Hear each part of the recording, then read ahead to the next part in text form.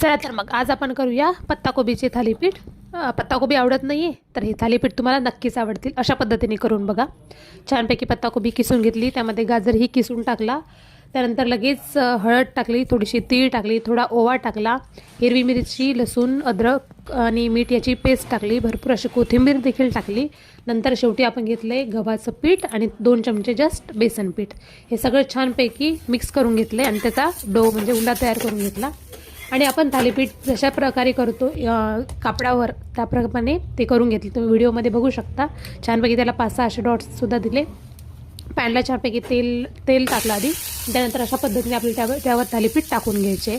एकदम छान चविष्ट, लुसलुशीत आणि खमंग होतात. आपण गाजर जर गाजर आवडत नसेल तर अशा पद्धतीने तुम्ही नक्कीच खाऊ शकता. तर तुम्ही बघू शकता, जास्त खालून वरून असं खरपूस भाजल्यानंतर, आलटून पलटून घेतल्यानंतर छान असे आपले थालीपीठ रेडी आहेत.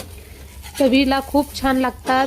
गॅरंटी देऊन सांगते, तुम्हाला सगळ्यांना खूप छान आवडतील आणि नक्कीच करून बघा. तर आणि थालीपीठ आपण छानपैकी कढी किंवा टोमॅटो चटणीसोबत खाऊ शकतो. मी दोन्हीही केलं होतं. तर बघू शकता तुम्ही, एकदम सॉफ्ट असे, हाताला पण किती स्मूथ लागत आहेत आणि टेस्टला पण खूप